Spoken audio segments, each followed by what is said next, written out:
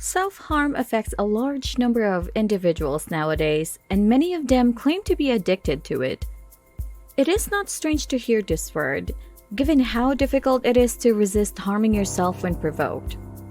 Is, however, the word addiction accurate? This is a physiological addictive behavior, to put it that way. When the body grows tolerant to the pain associated with self-harm, it responds negatively when the pain is removed. So, how can we abstain from this kind of addiction? Hey, and welcome back to another amazing video! How do you get rid of an addiction or hurting yourself? Let's find out more about that in today's video. But first, before we go on with today's video, please subscribe, comment, share the video, and don't forget to leave a thumbs up for the video. And without further ado, let's get into it! So, what is self-harm? Self-harm can be a coping technique for those who are in a lot of pain and emotional anguish. It is mostly used in expressing difficult to articulate thoughts, shifting your focus away from your everyday routine, or relieving emotional distress. After the activity, the victims will probably feel better, at least for a while. Since this coping mechanism makes victims feel better, what happens when the urge or the trigger comes up? The terrible sensations, however, return and you feel obliged to harm yourself again. Anything you do to purposefully damage oneself is considered self-harm.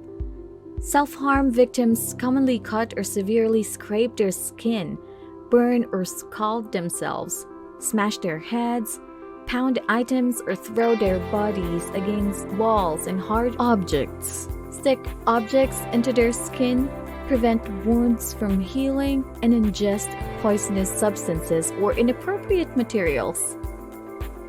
Self-harm can also take the shape of less apparent forms of self-harm, such as driving recklessly, binge drinking, overdosing on drugs, or having irresponsible sex.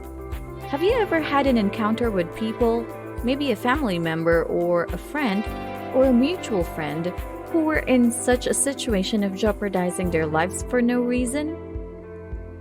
So, why is self-harm a crucial topic to some people? For some, self-injury is the only way to grasp things like how to live with feelings like despair, self-loathing, emptiness, guilt, and rage. Others will harm themselves to express feelings they are unable to express openly or to ease the pain and tension they are feeling on the inside. Self-harming pain may make people feel more in control, relieve guilt, and even act as a kind of self-punishment. Some victims may participate in this potential dangerous practice to distract themselves from overwhelming emotions or life difficulties, allowing them to feel alive, or at least something, rather than numb. So, what are some of the ways people might cause harm to themselves? It's difficult to believe that some people would do this on themselves, especially because some of these acts are quite painful. Acts such as scratching or pinching, cutting, impact on oneself, a form of self-injury that entails hitting or striking oneself until bruising or blood occurs. Some even rip their skin, while others carve phrases or symbols into their flesh. Others use sharp items such as glass to rub their skin. Others obstruct the healing of wounds on purpose. It gets even crazier when others feel motivated to pluck out their hair and, in some circumstances, eat it. In research conducted by Whitlock in a certain college, it was concluded that 17% of students in this institution respondents were reported to be victims of self-injurious behaviors. So far, it's quite easy to tell whether someone is self-harming based on their looks. Remember, we're dealing with individuals who are harming their bodies physically. Scars that are often in patterns, new cuts, scratches, bruises, bite marks, or other wounds, and excessive rubbing of an area to cause a burn are some of the signs and symptoms. All of these signs and symptoms can be seen on the skin. Frequent reports of unintentional injury, problems in interpersonal connections, behavioral and emotional instability, and declarations of powerlessness and worthlessness are some of the other symptoms. One thing that would bring this chapter to a close is for the victims to always wear long sleeves or long pants, especially in hot weather, so that the markings on their skin will remain hidden. Now that you know of some of the symptoms of this condition, would you look after your friends to know if they are going through something like this? Self-injury most commonly targets the arms, legs, and front of the chest. However, any part of the body can be utilized for self-injury. Many people only self-injure a few times before stopping. Self-injury, on the other hand, may become a long-term, repeated behavior for certain people. So, what can you do to help people who self-harm? There are several things we can do to help. The first step toward assisting them in returning to normalcy is to establish trust between you and them. Concentrate on determining why the patient is self-harming and adapting therapy accordingly. It's important to remember that, like with any other behavior change, the patient must want to change first. You may assist them by listening to them intently and actively without casting any judgment. You should be aware of the patient's emotional suffering as well. This will show them that you are concerned about their situation. You should also help them create limits for their behaviors because their actions are generally sped up due to a lack of restrictions in their lives. Be empathetic and supportive while dealing with the victims without encouraging self-harming behavior. If one of your friends or family members fell victim to self-harming, would you take the opportunity to help them out of the state now that you have learned what can be done? What about victims of self-harm? What can they do for themselves as they try to recover? For patients seeking help, pay attention to your feelings. Concentrate on the feelings or circumstances that lead up to your self-harming act rather than the act itself. This might help the person you're confiding in better understanding your point of view. It's also a good idea to clarify why you're providing them with information. Do you want their help or suggestions? Do you want someone else to know about your secret so you can let it go? So, give them all the information that they may need to get you help.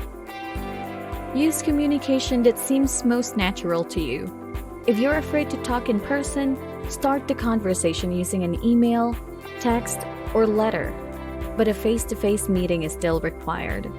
Don't feel obligated to reveal information that you aren't ready to discuss. You are not obligated to show the individual your injuries or to respond to any questions that make you uncomfortable. Give the person time to process what you've said. It may be difficult for the person you tell to open up as fully as you have. This is especially true if it is a close friend or family member. You may not always agree with the person's response. Keep in mind that amazement, wrath, and terror are all driven by a desire to protect you. In some cases, medication can be utilized in combination with non-pharmacologic therapies. The most successful treatment for self-injury is one-on-one therapy with a competent therapist, coupled with relational group psychotherapy, support groups, or peer organizations. If you would take the online therapy, would you later on try and face your therapist in a physical session? If you would answer no, would you then join support groups and they are very effective? Support groups may be able to assist you in managing your symptoms. Many persons who have stopped self-harming have stressed the importance of peer support in learning to stop when the urge strikes. Patients can gain insight, acquire adaptive coping strategies, and become more aware of their triggers, the pressures that lead to self-injury, by participating in group therapy. Most self-harmers can modify their habits, but it takes time. It also needs the presence of knowledgeable and empathetic medical personnel. Establishing rapport, building trust, guiding patients toward effective coping techniques, and teaching patients about safe alternatives to self-harm are all approaches to promote healthy emotional expression. Assure them that their mental distress will pass. The question remains, are you ready to change for the better? If yes, and you are not able to do it on your own, have you reached out for help? So wait no more and seek help today, but remember, change starts with you deciding that you want to change. And that's all for today's video. Thanks for watching. Is self-harm a problem that should be given more attention? Comment below. Let's engage. Also, if you are interested in more similar videos, then please leave us a like, share, and subscribe to our channel. Don't forget to turn on the notification bell for more amazing videos. Goodbye, friends. See you in the next video.